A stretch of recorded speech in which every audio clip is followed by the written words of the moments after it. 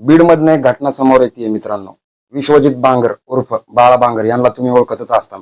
महादेव मुंडे प्रकरणामध्ये याने कराड कुटुंबियांवरती गंभीर आरोप केले होते.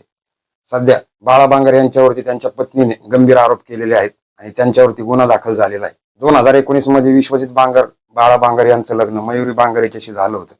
याच पत्नी मयुरी बांगर हिने बाळा बांगरच्या विरोधामध्ये शिवाजीनगर पोलीस ठाण्यामध्ये एक गुन्हा दाखल केलाय.